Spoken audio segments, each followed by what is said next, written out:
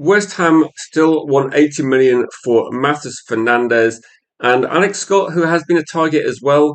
There is some stories that Liverpool might be looking to hijack that deal. They might be putting in a bid for him of around about £40 million, which would probably be massively below the valuation from Bournemouth. But it does go to show that Man United cannot wait around on some of these deals.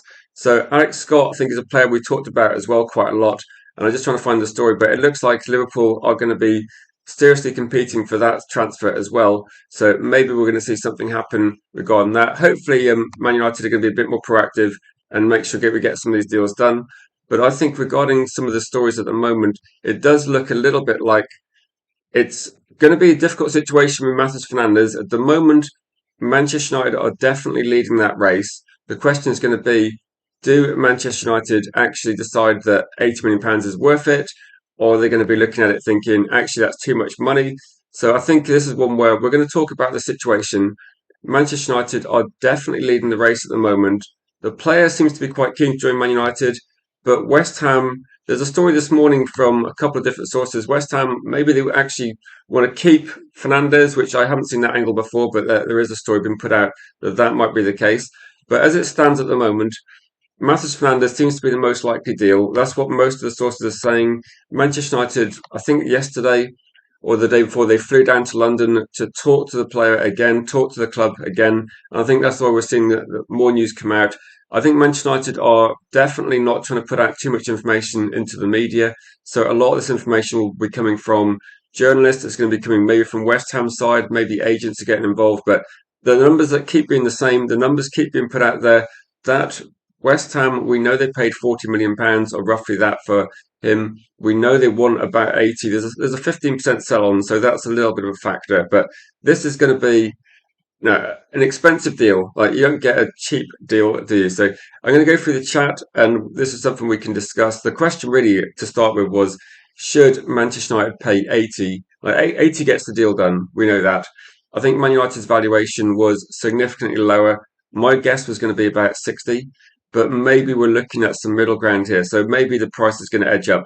The question is, actually, I'll go for a few comments and I'll say kind of what could happen in the transfer window, because there's one situation I want to avoid, and I want to avoid things taking too long, and that usually pushes the price up as well. So there is something to be said about getting a deal done quickly. But that in mind, Man United's first deal was Ederson, and that deal was a very good first deal. If you consider that, then Man United, I think we made a sensible decision in going for the cheaper players quickly, because otherwise you're going to end up spending a bit too much on those as well. So I'm just going to share the stream in the Discord. If you're on the Discord, then you will look at some of the information we got. So I'm going to go through some chat now, see what people think. What's your initial reaction? £80 million. This is West Ham's point. Morning to you, Howard, in the chat. Also, welcome to Neil, Jim, and Vril in the comments. I think Fernandes is a great player. It's not my money. Yeah, I mean, definitely, it's not my money either. So you would spend whatever it takes to get the players we need in. So whatever it takes, I guess with this one, like 80 is going to be, we're not talking about 120, are we? We're not talking about insane sorts of money here. Well, we are talking about borderline insane money. And I think people need to forget that West Ham got relegated. It doesn't make Matheus Fernandes a worse player. He's a top quality player. So the relegation thing, I think, is making people think they can get a better deal. But the thing is that this is, in terms of getting a better deal, Matheus Fernandes is valued by Arsenal and Paris Saint-Germain. So although Man United are definitely ahead of the queue, there's a lot of big clubs interested, and they've got significant money as well. Welcome to you, Rob. Always United. Good to see you in the chat. The point I would look at as well is Manchester United. I think we've agreed terms, or we'll probably agree in terms would not be a problem considering, the situation regarding the player, Man United's wage structure. That shouldn't be a problem at all. And one of the bonuses as well is if you get the player on side, that could make it difficult for West Ham. That could be a bit of a standoff, because once you've got the player agreeing to join your club, if they're not interested in joining other clubs, we saw this with Ederson. When Ederson pretty much said, I'm only joining Manchester United, then talks with other clubs instantly ceased. At this point in time, West Ham have not been in significant negotiations with PSG or with Arsenal. Those clubs are interested, but that's all it is at the moment. It's just interest. Manchester United are actually at the table talking to West Ham, talking to the players' agents, and trying to get a deal done. So United are way, way ahead at the moment. And I said yesterday that I thought this was going to definitely happen. I'm still pretty confident, but it might end up costing a bit more than we thought. But if the player comes out, and there was actually a story yesterday, I'm not sure if this is true, regarding Matheus Fernandes handing in a transfer request, that's going to maybe weaken the position of the club as well. Neil says £60 million and no more for Matheus Fernandes.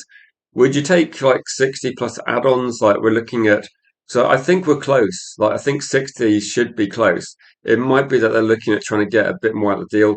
I was thinking in terms of like players, so I think it's a bit unreasonable to expect the same sort of transfer fee for Matheus Fernandes as players that have maybe played a lot more, say, football for their countries. Like you look at someone like Tonali, who's been like captain in Italy, and you look at him in his club career as well. He should cost more. He's got more experience. He's played at a higher level for longer, so you can see why that would be the case. I can see why Eddie Anderson, he's got a bit more experience as well, but we're not talking about, we're not talking about someone that here like should be valued like if Tchouameni's available for potentially 70 to 80, or maybe at least 85. I don't think Matheus Fernandes should be kind of close to that price bracket. So for me, there should be a cap on this. But I think for West Ham, like West Ham are completely in their rights to try and push the price up as much as possible. Big up to you, Clive. There is a story about Liverpool today regarding Alex Scott, which maybe you can comment on. I think that's going to be a cheap bid to start with, but Alex Scott will be moving clubs, I think, as well. I quite like Alex Scott, so I don't think it's going to be a problem, to be honest. I say United is not paying 80 million, and West Ham will not hold out for 80. Say Fernandes. No, Fernandes is not going to stay in the Championship. He's handed in a transfer request. So, what's your guess, Jim? If you have to guess how much he's going to go for, like, what's your guess? Because my guess yesterday was 60 million pounds. I'm wondering whether it's going to be slightly more, but a lot of this comes down to, yeah, a lot of this comes down to like Matheus Fernandes' stance. If he's pretty much said he's only joining Man United, which I don't think is the case, I think he's pretty much said he's going to leave West Ham, which is a different thing. But again, it does help make the deal progress a little bit. And say Brother spoke on getting players for the next 10 years and mentioned or spoke about Fernandes. This for me is it's quite a similar situation to Lewis Hall, isn't it? If you're looking at signing players and think, right, how long can these players play for Man United? If you can get a player in for the next 10 years, then the price will not seem that much. If you look at maybe Matheus Fernandes, for example, signs a 5 year contract, you look at whatever it's going to be, like say £80 million, which is the top end, you're still going to be looking at was that £60 million per year, and so it's not going to be loads on the books because you're going to have that player, and then after 5 years, you've got a valuable player at the club who has no, there's no money on the books for that player then, and it could be the same situation. It's almost like you've got to spend a lot of money now, and then in future years you don't have to spend money. Like if you can sign a player for 10 years, and I do like this idea, Yali, and I think it's a sensible idea. If you can get a player for 10 years, the first 5 years you're paying off the contract, then there's no money to pay. You do not have to spend another £100 million in, or £80 million or £70 million in 5 years' time. The player's there, he'll be hitting his prime. We'll have a 25, 26-year-old Matheus Fernandes will be phenomenal. So I don't see there being a problem with that. The question is going to be, I suppose, is do Man United look at this deal and think, right, we want to try and get multiple deals done. So are we going to try and leverage the price as much as possible, try and push the price down as well? I think United are going to try and do that. But I'm guessing with this one, I don't think we're going to wait around forever. I don't think we're going to take a long time looking at this one. I say Real Madrid will try for João Neves as PSG do sell. They'll probably go for Fernandes if we don't get him. So do you feel like with this one that it's like we've just got a bit of an advantage where we're ahead in the race. Paris Saint-Germain are interested, but they're probably mindful that at some point, like maybe not this window, but at some point in the future, some of these players, Coutinho, João Neves, they're top quality players. At some point, they will leave Paris Saint-Germain, I'd imagine, and we might see like an Mbappe, we might see the trajectory towards Real Madrid. So, like Real saying, it might be that once these players have won, they've won everything there is to win in the game already at PSG. The next move, where they're going to go, and it might be that with Real Madrid, I don't know how many years are left on João Neves' contract or Vitinha's contract or Doué's contract, but what you might see is that some of these players might be incentivized not to sign a new contract at their respective clubs and then go for free. So with these, like maybe they're not going to happen this summer. Like, and say Real Madrid might try and get some players in. They don't tend to spend massive money, although one of the presidential candidates has said that he's going to put a bid in for 150 million for a Champions League player. That's what he said. I don't know who they're talking about. My guess is Haaland. I'm not sure who else would command that sort of price, but we'll have to see. There's going to be some crazy talk regarding the Madrid elections, and there's a lot of things revolving around Real Madrid, which make things complicated. But there might be a knock-on effect, and I think all that happens is if there's a knock-on effect, transfers just get more expensive, and they get more expensive throughout the window. So for me, there's definitely positives about getting a deal done early. The question is, but is £70 million a point where people go, actually, get a deal done for 70? We don't mind that. That £80 million is obviously expensive. United Strand says never an £80 million player. Hammers are having a bubble, if you pardon the pun. I think West Ham, like, come on, West Ham's job is to get the most money, and I think that they might be looking at that because he is a quality player. Then West Ham kind of they might be looking at yeah. I mean, I'm really looking forward to the £150 million offer for Dallo. I saw someone actually, he distracted me slightly, but that was quite funny. I saw someone this morning actually put in a retweet for on that story about £150 million offer, and they put who did they put? They put Mason Mount, and I was through my head I was thinking like Agate, Xerxes, but no. I think with this one that you could name like any Man United player pretty much, and £150 million for anyone on the periphery would be amazing deals. But no, this goes to show that there's going to be a lot of crazy headlines in the kind of era of like the championship and the transfer window at the moment.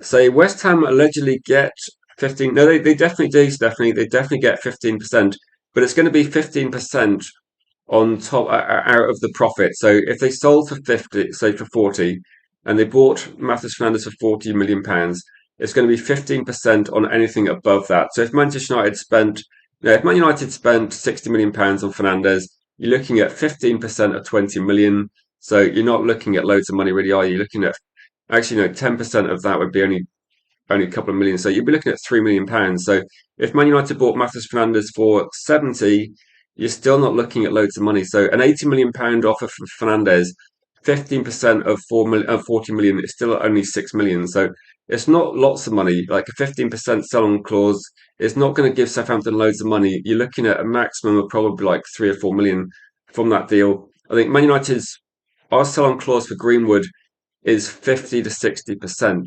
So that is huge. That's like nearly 4 times this sell-on clause. So that's why we'd be looking for big money if Greenwood goes. But it might be, I say with this one, in terms of influencing the price, at maximum it's going to add like 4 million to the price. So if West Ham really believed that Matheus Fernandes was like £60 million, we're talking about 65 instead. We're not talking about 80. So it's going to push it up slightly, Steph. But no, it's West Ham's job, isn't it, to get the best possible price? It's Manchester United's job to not pay that money. That's all it is. So West Ham are delusional. Have they forgotten they're in the Championship? Uh, he's a good football player. That's it, and he's the biggest asset West Ham have got. He's the one player that West Ham's window this year. They're going to be making sales because of the relegation. They have to get the very very top price for Matheus Fernandes because I don't think there's going to be a player at the club that's going to bring in near as much money as he is. So this is kind of going to be their big sale, and for them they've got to get it right. So this is probably more important to West Ham than it is to Manchester United. For Man United, like I think he's an extremely good player, but we do have other options. Like we do have other options we could look at. For West Ham, they've literally got this is their asset to sell. So they're going to be awkward and actually in a frustrating way. Then Manchester United do have to go for that. So no, to be honest, when they say 150 million, for me it's like Haaland. There's no way Barcelona's selling Yamal to Real Madrid. So let's jump through the comments as well. If you're watching, then if you can share the stream, please share the stream. Don't forget to like the video and don't forget to vote because we will come to the vote towards the end of the stream and we will find out what people are thinking regarding this one. I mean, £80 million for me is difficult. I'm definitely biting at 60, probably definitely at 65. I'll probably go that far. When you start going close to 80, it's a bit. it's a bit difficult. I'd say Anderson might stay at Forest, and I think there is a chance we might see Tonali stay at Newcastle as well. I know that it looks like Tonali's pushing to leave the club, but not all these players they might not get the moves they want, and he's under contract for quite a long time. So Tonali might stay as well. And so City doesn't want to pay Forest asking price. United definitely won't. Maybe this is a good thing. That one of the things I said recently is that there's one sort of train of thought where you go, right, this player's great, get him in, it doesn't matter what he costs because it's what Man United need. And there's also like, do we have to be realistic and say like you can't have endless transfer fees either? You have to look at it. And if Manchester City, who have spent 100 million on Grealish, they spent big on lots of other players as well. If they're looking at it and thinking, uh, we don't need to spend 100 million on Elliot Anderson. Like for 100 million, then or 120 million, whatever it was that Forest wanted, 125 it might be actually. They don't see that as value, and I think Manchester United are also thinking the same sort of thing that we don't see valuation. We don't see value in spending £120 on a midfielder when maybe we can look at. No, I thought a week ago we could get Fernandes for 60 million. We can maybe look at Alex Scott. That's about 110 possibly. In fact, he's about 50-ish. These figures are approximate, but you could see better value. That would give Man United extra money to maybe go for Lewis Hall. In the end, I think most of these transfers will probably be in the same sort of ballpark as Cunha and Buemo, Sesko. They were like 60 million to 70 million pounds. So I think for good players that are going to walk into Man United's first team, that might be the approximate price we're looking at. It might be that maybe this transfer window, maybe prices do edge up a little bit as well. We don't know. Welcome, United Side Guy. Good to see you in the chat. So no, I think we like some Perez and things that there's a lot of there's a lot of crazy numbers going out at the moment, isn't there? So he's a £50 million, so £49 million player plus six add-ons. Says United Strand. I think the question is going to be though that there's a lot of people, and so yeah, real. You have to let us know if something happens. I mean, if it does happen, I'm guessing it's going to be quite big news regarding Real Madrid. It always is, and it is quite a lot of drama. And say you don't rate Matheus Fernandes. You don't think we need his profile. So we need defensive midfielders. He's a luxury signing. I think. Okay, I did a stream probably two nights ago. Like 2 nights ago, I did a stream and I had Toon Tactics TV host Philip on the channel, and he was talking a lot. He's been doing a lot of scouting for potential replacements for Newcastle players, and there's actually a scout in the Northeast as well that posts a lot of things online. And he was, I did actually ask him about Matheus Fernandes, and his response actually was quite interesting. He said that he sees Matheus Fernandes as a very similar player to Bruno Guimaraes at Newcastle United. So he's a player that you probably look at as a leader. And this is from a Newcastle fan that's been scouting, talking about this, and he said that he sees like Bruno G in a kind of like a younger version in Matheus Fernandes. So that's probably quite high praise coming from people that have been looking at it. And again, like everyone's going to have a different opinion. I think he's a very good player. I think that when you're looking at Matheus Fernandes, clearly, he's going to be a better player in a few years' time. I think United are looking at certain things they want, and maybe Man United are not looking for like someone that's going to be just a six. Maybe Man United are looking at a few different things as well. So I think it's going to be definitely going to be something to look at that it might change regarding that one. So United need to try and wrap this up, says Genghis. If West Ham are not willing to budge from 80 million, we have to look elsewhere. So there is definitely with Manchester United that I've said that categorically. I think so what happened to the 34 million relegation clause? So I think with this one, the journalist was saying, I can't remember who it was that said that there's a relegation clause, and West Ham did say a week later there is no relegation clause, and it was something we talked about probably about I don't know like 6 weeks ago. And what it comes down to is when there's clauses in contracts, they're confidential, and genuinely there's sometimes stipulation you cannot release the information from that contract. So I think with this one, there was maybe a bit of guesswork from certain journalists putting out, because I saw £34 million as well. I heard that figure and I saw it, and the price was, I think the price quoted was, if they get relegated, it's £34 million. If they don't get relegated, it's close to 70. That's what they were putting out there. So that's why a lot of us said, no, it could be a half price deal if West Ham get relegated. And when West Ham got relegated, we kind of see Man United move quite quickly. At the moment, it's still a bit of guesswork over how much they're going to want, but I don't think there's relegation clauses in a lot of players. Like, and maybe we're looking at different things as well. Jono says that Tonali has agreed terms with Manchester United. So I think we're in the process of getting quite a few players to agree terms, and it does make sense to actually have, multiple options. The difficulty in this deal with like Tonali, the difficulty is always going to be that there's a lot of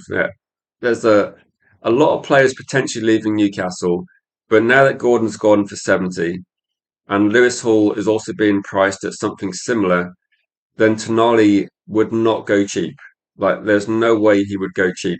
And actually, I think there's a few different players that Newcastle are looking to offload before those. So I think Livramento they'd prefer to see go, Willock they'd prefer to see go, and they're actually looking at trying to move on players that are maybe maybe regarded not as good by rival fans, but Lewis Hall and Tonali are not players that Newcastle want to see leave, and they're only going to leave for expensive transfer fees. So I mean, as a fan, I want to see these players in my club, but let's be realistic, they might be too expensive to try and get done in one window.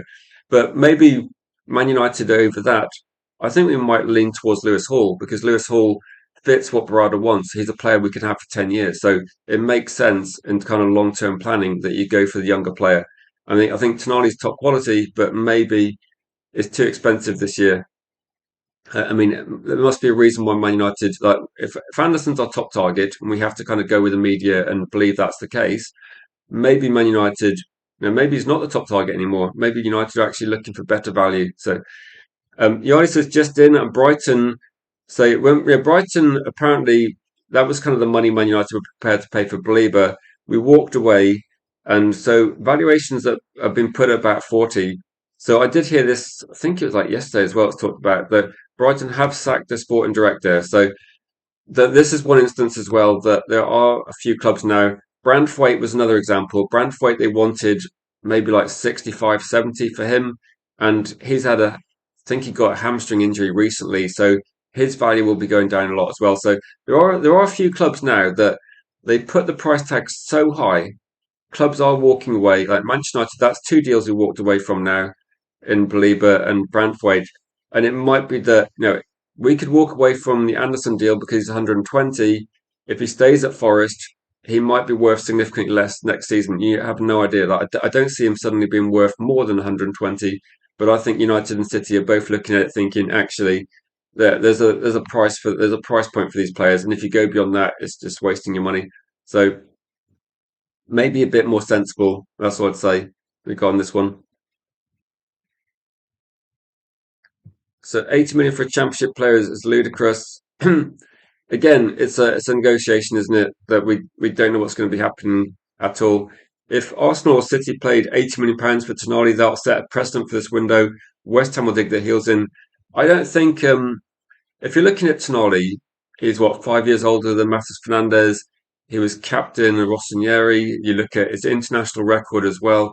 I think with Tonali, then he should cost more than Matheus Fernandes. So West Ham, if you got a younger player, then there's no guarantee with any of these players. There's no guarantee how good Coman is going to be in a few years' time. I just think he will be. There's no guarantee that Matheus Fernandes will be a much better player, but it looks like he's got the work ethic. It looks like he's got the determination to improve year on year. And with Eddie Anderson as well, there's no guarantee that he will be as good as he is now in years to come. Lots of things can happen. I think when you've got a player that's worth a lot of money and you want to cash in, you've got to be realistic that it might be that it might be very difficult. But there's definitely there's definitely a lot of people assuming that transfers are going to spiral out of control. But I think they're definitely trying to put kind of a handbrake on how much these transfers are actually costing as well.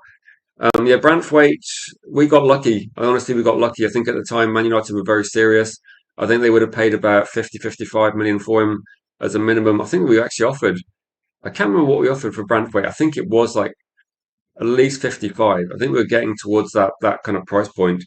And I think Everton might have wanted 75. I think we might have been happy to pay 55-ish, like maybe 60. But we got lucky with that one because that would have been too much money. But it just goes to show that you can look at something that seems like a really good offer, a really good opportunity, but things can happen and values can drop. So I think United have to be, and West Ham as well. West Ham have to be careful that if Matheus Fernandes comes out and says he only wants to join Manchester United, which is kind of what I'm hoping happens, we have a different situation. We have a different story here, and then Man United can probably get the deal done closer to 60.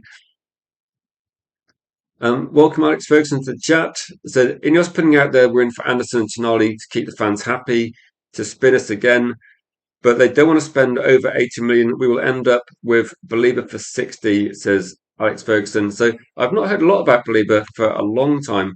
Do you think it's like this is one where do you think it's spin, or do you think Man United are just not really revealing their top targets? Like when Man United said they wanted Semenyo, they didn't really make a lot of effort to get Semenyo. As far as I can see, we had talks with him in the summer. They weren't convinced last summer enough to actually make a bid when he was potentially available from Bournemouth then. It might have been similar sort of money as well. So I don't know. I think with this one, I don't think United, like maybe the player wasn't that interested. And maybe with this one, with Elliot Anderson, if Elliot Anderson, and all indications seem to be that he wants City, if Elliot Anderson has indicated that he doesn't want Man United, then we're not yeah, it doesn't matter what we think. It doesn't matter who our top target is. If he's not interested, then we shouldn't be even considering him because we can't make him come to join Man United if he's not interested. I don't think Nottingham Forest are going to lower the price loads anyway. So no, if Anderson wants to join City, there's not a lot you can do. Man United can talk to him, but if he wants to join them, then to be honest, we'll be wasting our time. And that's like a Frankie Jong situation. So I think best avoid it if we can. Saying when you buy 20, 21-year-olds, saying you're saying it's like buying a surprise egg, says Cake. So do you think with this one that if you're looking at buying a 20, 21-year-old, then if you're looking at Kobe Mainu, you got 3 seasons in the Premier League. If you're looking at Matheus Fernandes, you've got a lot of evidence of what he did at Southampton. And actually, there's a lot of people that looked at what he did for Southampton and they want him as a Man United player really like loads. So it could be that if you're looking at reasons for this, then 20, 21 year olds, it depends, doesn't it? If you got a 20, 21-year old that's played like 10 games or it's his first breakout season, but if you're looking at somebody that's been on the radar of clubs for 2 to 3 years, imagine Buwadi, okay? Buwadi is 18 years old. People have been talking about him for at least a year since he dominated PSG in, I think it might even be 2 years ago in a Champions League game. When he gets to 21, he's probably not going to be at Lille, but he'll have played like 4 top seasons. So there'll be lots of information. So I think with this one, not all 20, 21-year-olds are the same. Some are gambles. I think with Matheus Fernandes, Manchester United, Arsenal, PSG, they've seen enough in terms of what's happened over the last couple of seasons. So they want this player. So I think this is one that's deemed. I don't think it's deemed that risky. That's what I'll say. So I do take your point though. 20, 21-year-olds that have not played loads, then big up to you, Randy. I'd say buying young players can be very risky, and to overpay can be disastrous. Do you categorize Anderson in that category? Because I'm trying to think, he's probably played a couple of seasons now. Or do you categorize, like, would you categorize Matheus Fernandes in that category? He's had a couple of seasons in the Premier League as well.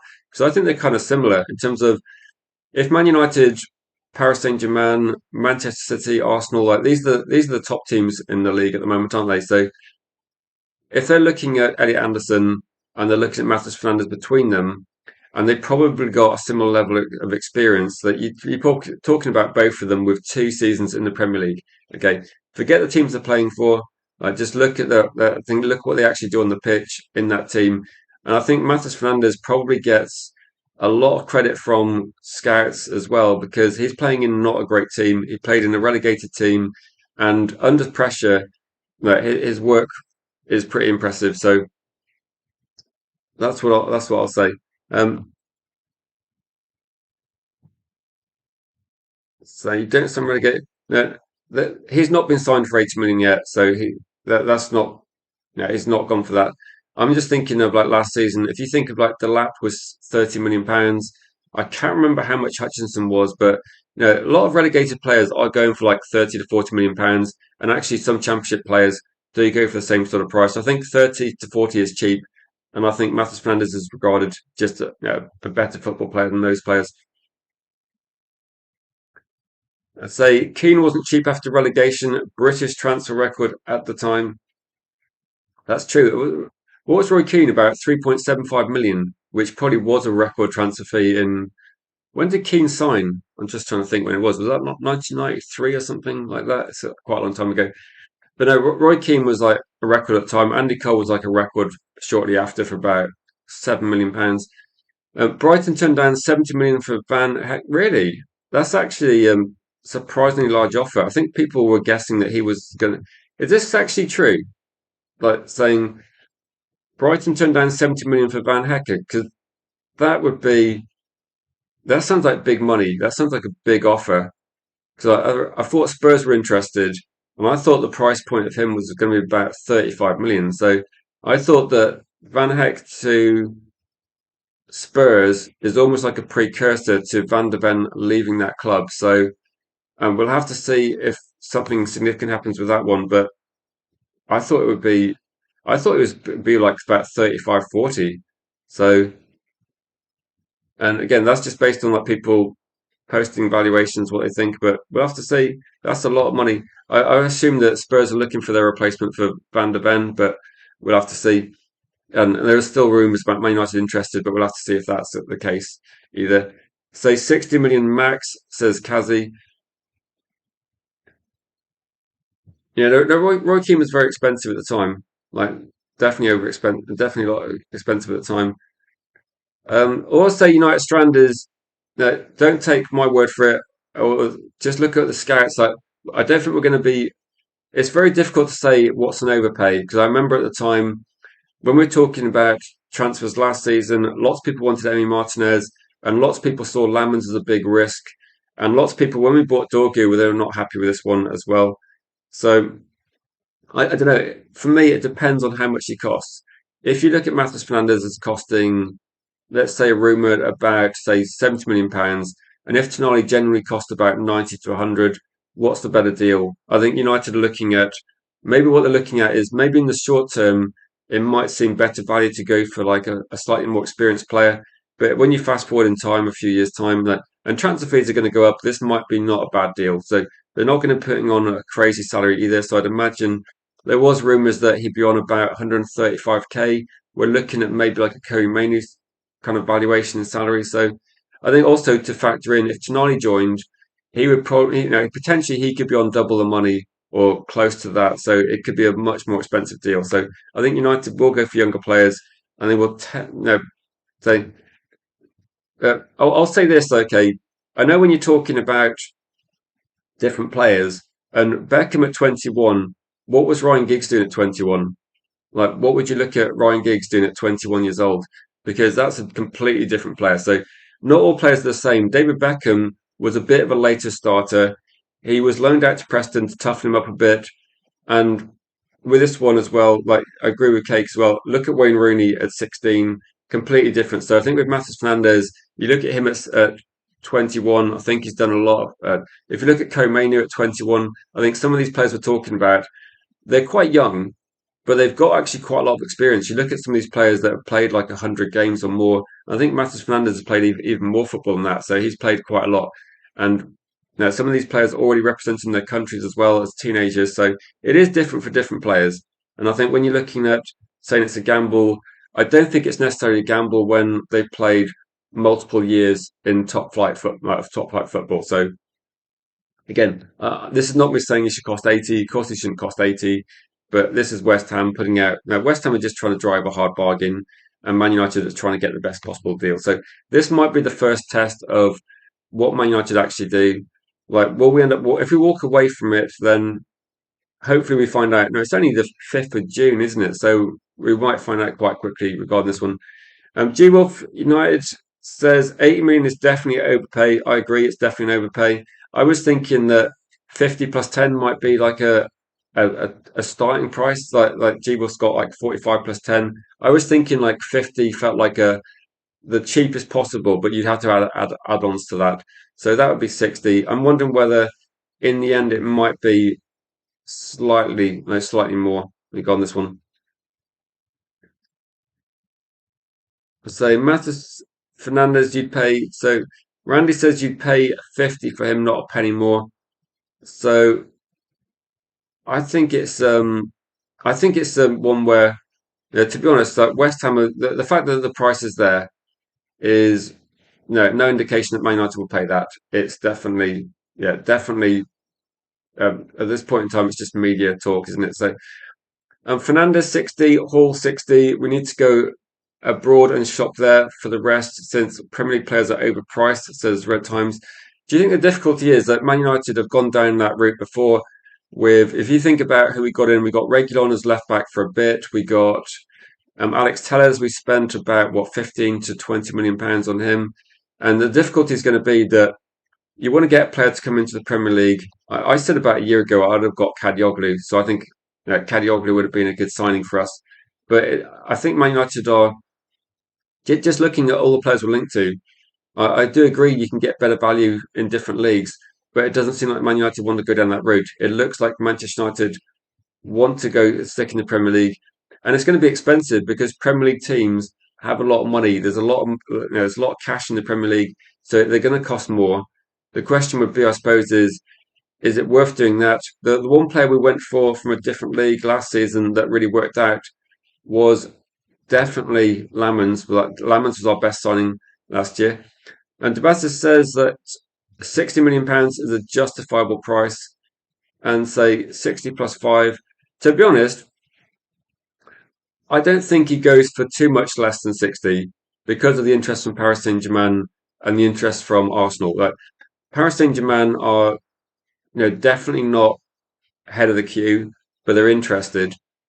But if Man United said, look, we're only going to pay 55, for example, I think it's going to be difficult for Man United to get that deal done, because at that price, then the negotiations might drag on a long time, and it might be that then Arsenal or PSG do actually enter and do maybe potentially pay a bit more. So this is kind of similar to the reverse situation of Edison, where Atletico Madrid agreed terms. They thought they'd agreed a price, but it wasn't quite enough. And Manchester United eventually we came in, and when we were interested, Edison said, "Okay, actually, I want to join Man United." So if Man United have got this process with West Ham going on, at the moment it's up to us. Though, if West Ham say we want 80 and we're not going to budge, then I think we walk away. If West Ham actually lower it a bit, and I think most people think they're going to lower it a bit, I think West Ham are effectively, and like the United Stand Post said this, which is why we used it. I think West Ham effectively are going to go, right. We want 80. They're going to wait a bit, and they want to see if they can tempt Arsenal and PSG into showing interest, because it might be that if interest from PSG might be enough to turn Matheus Fernandes' head. I think interest from Arsenal, I don't think it will work, because I believe Fernandes already said that if he stays in the Premier League, he prefers Manchester United. That's what I think. So what we could be looking at here is, if Matheus Fernandes decides that Paris Saint-Germain's a good option, and Paris Saint-Germain it might just be like an extra 5 million. So it might be that United can get this deal done, but they're probably going to have to pay slightly more than what they want to pay. I don't think it's going to be 80, but there's definitely room for negotiations. I say Pavel scouting a Goume at the moment, says Debassis. There's definitely, there's a lot of players we're looking at, and it might be that Man United are probably looking at more players than we realise, and it could be that Fernandez is like deemed like a top target at a certain price point, and it might be like Belieber. But what we could be doing is, do you remember the situation with Belieber where it was right at the end of the window? We had this negotiation, it broke down, and we walked away. And it could be with this one. Man United were getting in early. If the valuation of West Ham remains unreasonable, we've got time to walk away and go to other deals. So at the moment, for me, there's not a time pressure to get these deals done. but we can try and get these deals done if possible. But I think with West Ham, it is just yeah, they're not going to change their mind in the short term, but maybe a week of another week goes by, and if there's no interest from other clubs, maybe it's going to change somewhat in that case. People are just watching, if you're able to click the like, if you're able to vote on the video as well, that would be massively appreciated. So at the moment, let's go through the other story regarding Alex Scott. This is seen as potentially another option for Man United in terms of like if Man United are looking to buy another midfield deal and we're looking to try and get a deal done quite quickly. This is one that potentially with Man United, like we know we're interested. I think our valuation was 50. Apparently, regarding Alex Scott, I think the price point from Bournemouth they wanted was 65. Obviously, I think that's unrealistic. And apparently, they value him at now 60 million pounds, according to this source. So he's currently in Miami in Thomas Tuchel's England squad. I guess playing for England and having any sort of role in the World Cup is going to push the price up, I'm sure. But Liverpool considering a bid, 40 million is too cheap, in my opinion. Like that's kind of the price that we're looking at. Some players that get relegated, costing about 40 million. So I think 40 million is too cheap. And where do people stand on Alex Scott? Then say Jim says Fernandez will go for 60 plus 10 add-ons. If we don't pay it, someone will. I think that sounds like it's going to be about the sort of price, isn't it? I think about that sort of price. Yeah, I don't know. I don't know. Maybe maybe something's happened. I don't know if there's been a call up. I know that some players can be replaced. I don't know. So this is just something I saw this morning. So I don't know what's happening 100%. So in terms of this one, then I think most people, if you have to guess, I think most people are thinking that, like Jim said, that you're probably looking at £60 million, potentially slightly more regarding that one. So that's probably where Fernandez is in terms of how much it's going to cost. So I think £60 million, potentially a bit more, but we'll have to see. Liverpool, so if they're going to make a bid of £40 million, I can't see there being any scenario where that's for a player that's on the periphery of England's squad that is on the radar of a lot of top teams. £40 million, I do not think gets this deal done. And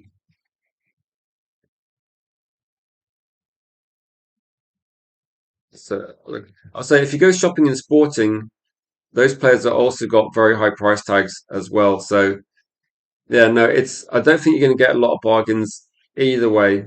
But this would be potentially that Alex Scott, I think, is going to be costing less than Fernandez, even though like I know Matheus Fernandez got relegated, but Alex Scott would be again a slightly cheaper option. But also, we haven't heard anything about some other players. I think Man United are looking at, like say, like a Goumet. They are looking at a lot of other players as well. So this isn't a case of this player plus that player. And yet, Sporting, I'd say Sporting will not give you any bargains either, like no bargains at all. So it's very difficult. So who's replacing Casemiro, says Malps. I think that the replacement for Casemiro, then you're going to have to wait until we sign, like myself. I don't know who the replacement for Casemiro is.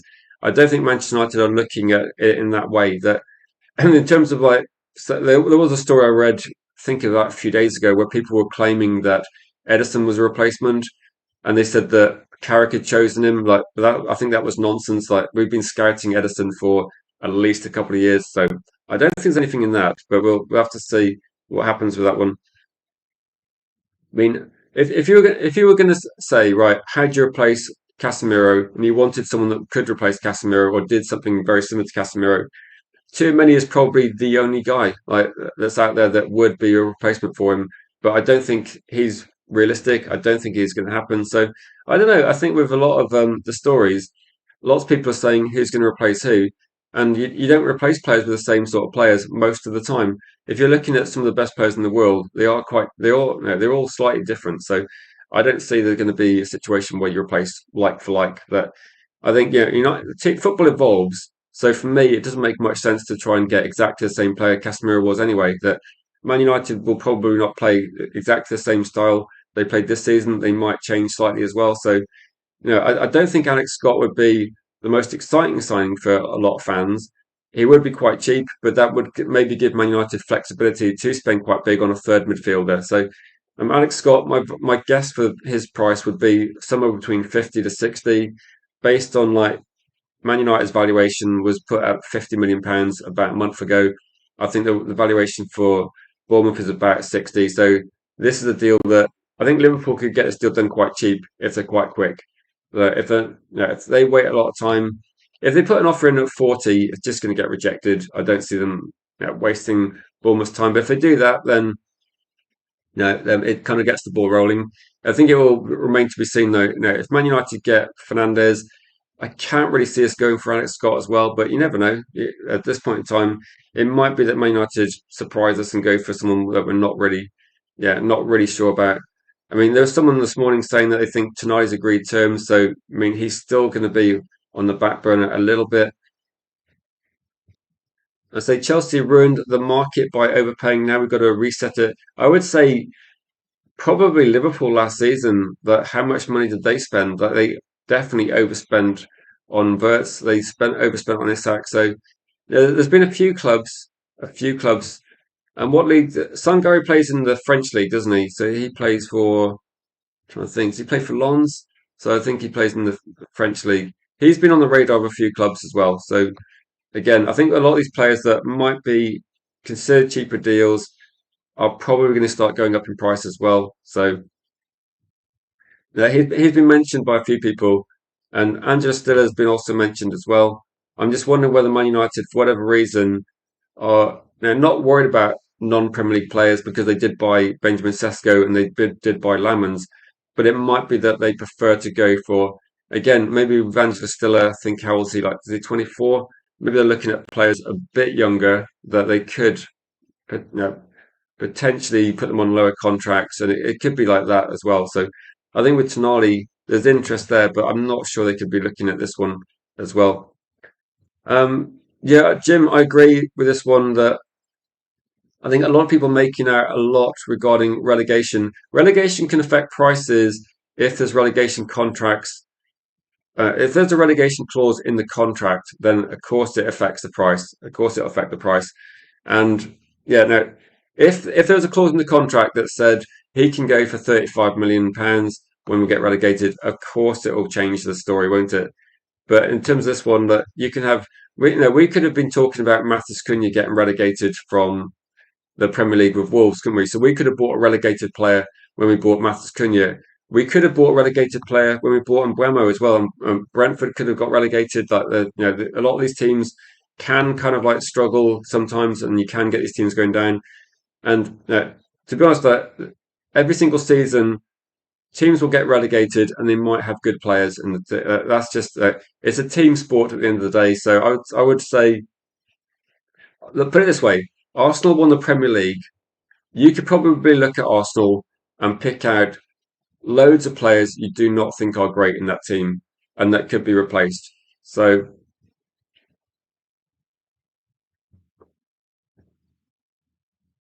let's see. I'll be up to you, Daz, as well. No, it's Strand. You're welcome to put different comments in and different opinions. I'm not saying I think he's worth £80 million either. I'm just saying that looking at what the players are doing in different clubs, looking at West Ham's situation, people regard him quite highly. That I think he's a good player. I think £80 million is too much as well. And I think with this one, that do you think Man United? This is probably a general question. Some of the players that Man United are looking at, do you think that Man United are getting transfers like more often? Let's say the last 18 months. Do you think they're getting the transfers right? So the players we're looking at and the players we signed Benjamin Sesko and Buemo, Cunha and Lamans. Do you think Manchester United are getting the players right? Like, are we signing the players that we should be signing? And are we linked to players that are good? Because I don't think we're going to be seeing like we're going to see lots of crazy numbers, but Matheus Fernandes hasn't gone for £80 million, has he? And I think being relegated doesn't make him a worse player. That he's playing in a team that got relegated for sure, but it's one player. I think if you drop Bruno Fernandes into Wolves, are Wolves going to stay up? I don't think one player can make a big enough difference to completely transform a team. And I think it's the same regarding like, did Arsenal win the Premier League because Gyökeres is a better striker than Haaland? I don't think, definitely not, definitely not. So it's difficult, isn't it? I think the Premier League like rewards consistency, and West Ham just struggled a lot. Like West Ham defended quite badly. I think Matheus Fernandes, okay, he's going to get a bit of criticism, but yeah.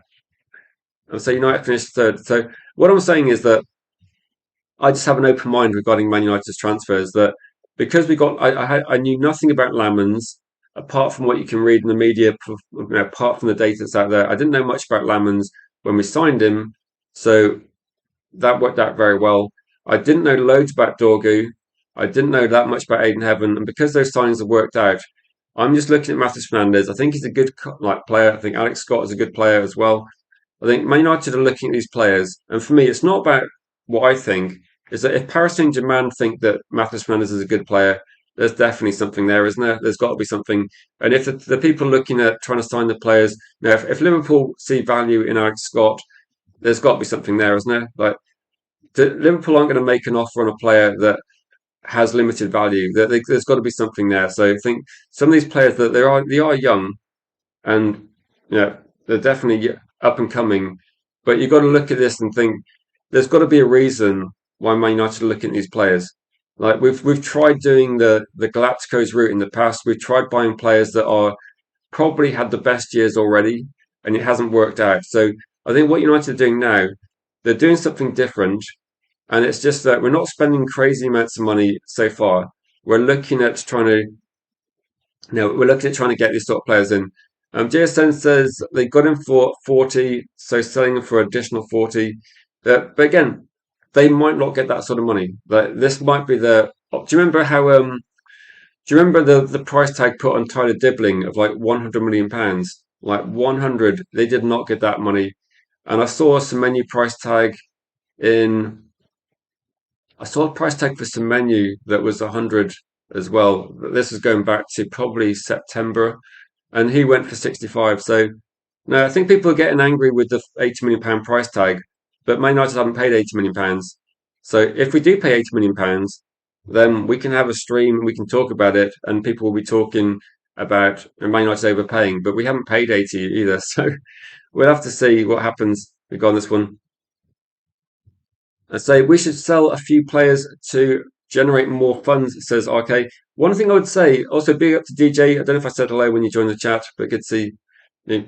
If we're talking about raising funds, Manchester United already have the 38 million pounds from Rasmus. That's done, and it looks a bit like there's going to be other players leaving the club as well.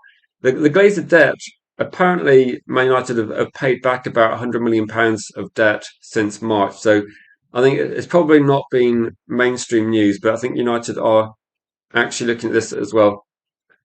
So have our scouts got the summer off? These players have been linked to the obvious players. Where are the hidden gems?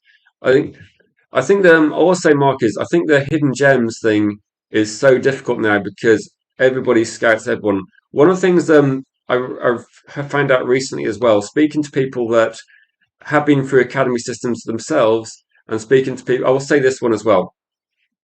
In terms of Man United scouts, there's a lot of scouts that are freelance that work independently for themselves. So it's not necessarily that Man United have loads of scouts or that other teams have better scouts. A lot of scouts now are actually independent and will scout the players, and the information that Man United have will be identical to the information that Man City, Arsenal, Liverpool, Paris Saint-Germain, Real Madrid. So there is a lot of scouts now that are freelance and they will do their work, and then most clubs will have access to the same information. Most clubs now have access to exactly the same data, the same stats, all these sort of things. So I think in terms of like the information Man United have is probably going to be quite similar to other clubs as well. The difference has been that United haven't really made decisions. So it's almost like things have changed somewhat, that you still have to make the right decisions, but I think a lot of information's out there. So if Man United are looking at a player and Paris Saint-Germain and Arsenal looking at a player, they've probably been looking at similar sort of scouting reports from potentially the same scouts as well. So we will have our own scouts for sure, Mark, but there is definitely a lot of freelance scouts that will scout, and that information will be freely available to multiple clubs as well. But I think it's getting more difficult. United Dice says there's tons of hidden gems. I think data covers a lot of things now, so there is a lot of there's lots of people that Chelsea, Man United, Real Madrid, they're all looking at teenagers in South America now. So I think that this one, what's difficult is you can look at players at 15, 16, and 17, and you can scout them, but it's very, very difficult to get. You have to get lucky. If you look at a player that's 15, now when we're talking about, say, like half an hour ago on this channel, we were talking about is it risky signing a player that's 21, 22, that's played 3 seasons of top flight football? Okay, if you think that's quite risky, then looking at a player that hasn't even played for their team in a league in Chile or other South American leagues that are like 15, 16, they haven't played for their team yet, that is so risky as well. And to find those players, it's very, very difficult. But you can buy quite a few quite cheap, but it's really going to be how do you tell how good a player is going to be at 19, 20, 21 when they're 15? Like there's so many different factors to consider. So there's a lot of risky deals that clubs are doing behind the scenes. But if you do get someone that is like clearly going to be destined for the top, they're going to be very expensive at 16, 17 anyway. So it's very difficult to actually get too many bargains as well. And so was Truffle. I don't think these are hidden gems though. I think there's loads of like if Brighton are looking for the same players as Brentford, who are also looking for the same players as lots of other clubs as well, like Bournemouth. These aren't really hidden gems. I think the scouts identify them, but what they do, the scouts will identify about.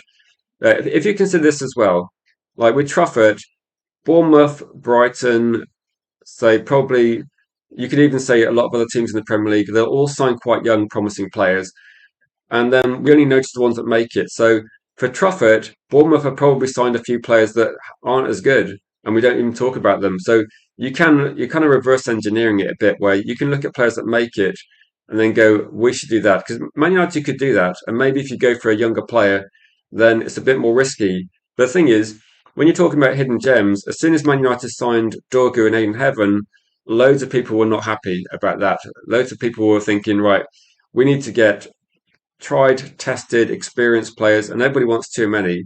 And he's like completely the opposite of a hidden gem. Like too many has been a world class player for years. So you have to have some sort of balanced strategy.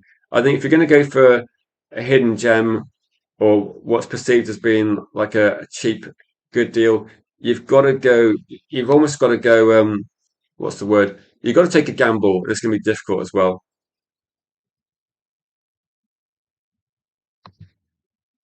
Yeah, I agree with this one. I agree. I think the South, say Japanese market, Peru. I think there's definitely South America's being scouted like way, way more than. But what you've got to do then is you have to do what Chelsea are doing. You'd have to get players in very, very young, and then you'd have to definitely loan them out. So it's going to be difficult as well. So these players wouldn't be ready to jump into the first team football straight away. Will Ravel get his way? Secure Angela Stiller, says Stephanie. I've not seen much recently. What I'll say is that do you see the article that was being posted quite a lot recently? And it was that Angela Stiller say, well, like Christopher Ravel, you got Wilcox, you got Barada, you got the data team, you got scouting reports. So they're going to be basically they all have to agree. So this isn't just Ravel getting his way. I think he can suggest players, and he's got information on Angela Stiller for sure. Scouts will be looking at him as well. They'll be looking at data on Angela Stiller as well. And Wilcox will have his opinion. I think overall, I think Wilcox might have the most seniority in this group, so it appears at the moment. So I don't know. Is the answer? I think Man United as a policy. I think we're looking more Premier League, so I don't know as well. So we go for easy transfers. We wanted Delapi, he said no. We wanted Gyökeres, he said no. We got Sesko because Arsenal didn't want him. So we go for transfers no one wants other than Newcastle, says United Strand.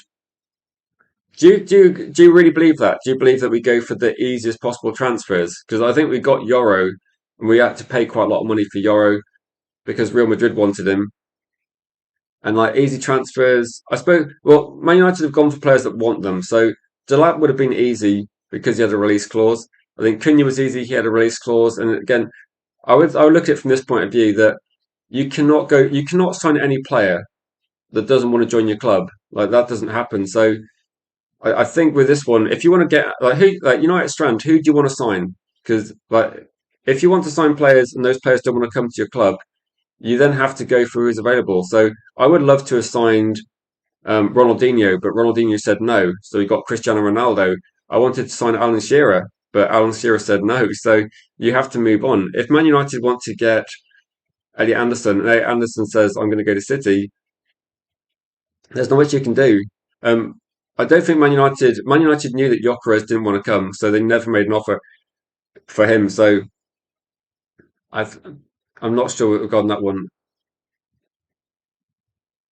If we don't get Fernandez, if you don't get Fernandez, it's no big deal, is it? Like because at the moment, I wouldn't worry about the players you don't get.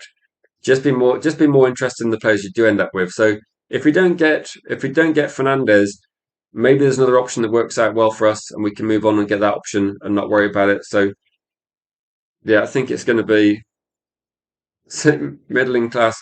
Do you know what the difference is going to be? That I think Man United are just going younger, and that's what we're looking at. And Aiden Heaven was like 1.5 million, wasn't he? And when we signed him, everybody said, "Why are we buying this player? He's never going to play in the first team." And and I think Alex Scott would surprise people in the same way that other people could surprise people. We'll have to see how that works. So why admit? I said exactly that. That can you think of any example where a football club has bought a player that doesn't want to join them? Because it doesn't happen, does it? So we can get angry about which players don't join Man United, but you have to be realistic that those players have to join as well.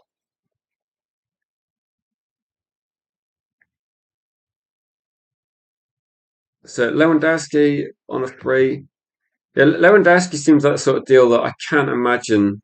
I can't imagine Ineos would be working. Genghis says that's the whole point of signing players. You have to have a desire to play for us. Anyone remember Di Maria, Alexis Sanchez? If you get a player that, say for this, that if you get a player that doesn't really want to join Man United, then what can you say? That you have to look at it that you're going to be looking for players that are going to be fighting for you on the pitch week in week out, and that's what we want to see on the pitch. So I don't mind if a player.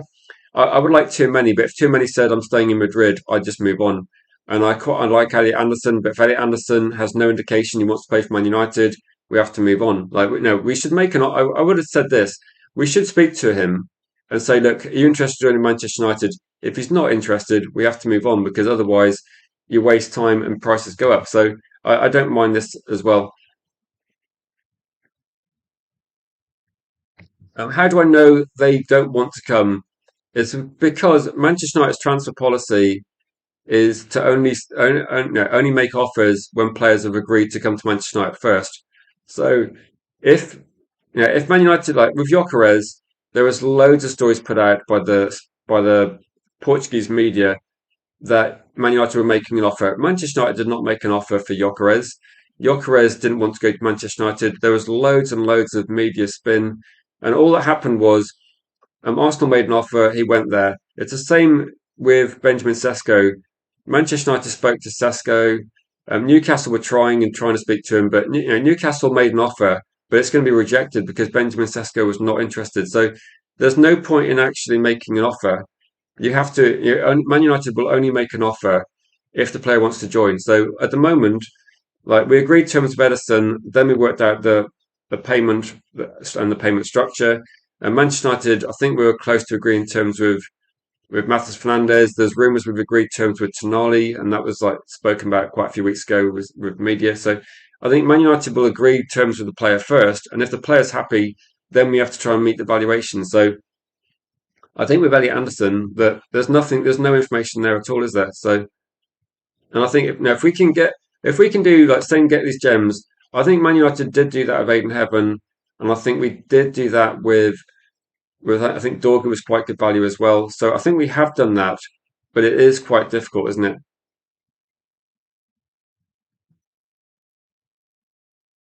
So cut out the middleman.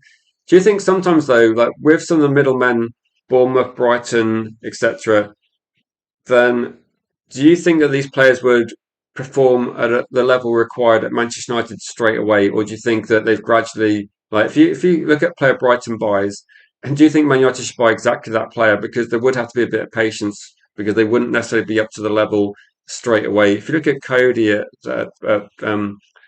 Bournemouth and Brighton, sorry, Brentford, and you look at other players that come through Brentford, they've quite often been there a few years, then improved to the level Man United want. So you can cut out the middleman, but it'll just take longer. That's what I'm saying. And at the moment, if you cut out the middleman, you're probably going to be having to wait longer to get the best possible things. This one.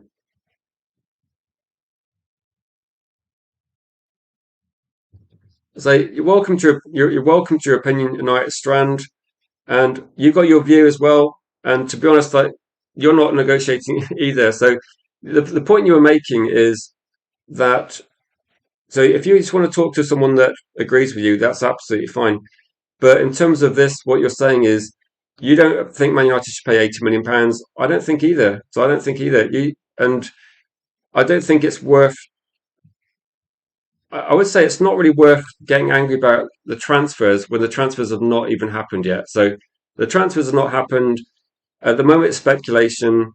And I heard the same thing last season with people saying Man United haven't done enough in the window and went from 15th to third. So if we sign Alex Scott, Lewis Hall, and maybe we look at trying to get Matheus Fernandes, I think they're really good signings. And it's not my view. It's not necessarily Ineos's view. It's the scouting view, and it's other people as well. So I think you need to look at if Man United go for loads and loads of hidden gems, like loads of hidden gems, how quickly and how effectively are they going to work in Manchester United's team? Because you're not going to have a lot of room for trying to improve, are you? You're going to have to definitely look at saying who can impact the first team quite quickly. And to be honest, I think that if you're looking at trying to sign loads and loads of players from different leagues, you might have a similar situation to Liverpool had last season where it might not work out straight away. United at the moment, we've got no midfield, so we need to try and get some experience in there. So I think hidden gems are great, but I think Man United actually needs some experienced players. And I actually see Matheus Fernandes or Eddie Anderson and even like Alex Scott as actually bringing some experience to the team. We've got Edison already, so I think with this one, you need to kind of like get a mixture of both, don't you? That's what I'm thinking. But guys, thank you for watching. I do have a special guest on later on today with myself at 1 p.m. So that should be a good one. So I got a guest, JB. Some of you might know his channel, but he's going to come on at 1 p.m. Hopefully, we're going to be um, discussing whatever breaking news has happened, or maybe some of the similar news as well. But there will be a different voice on the channel at 1 p.m. today. So hopefully, you're around, and we will catch you guys in that one.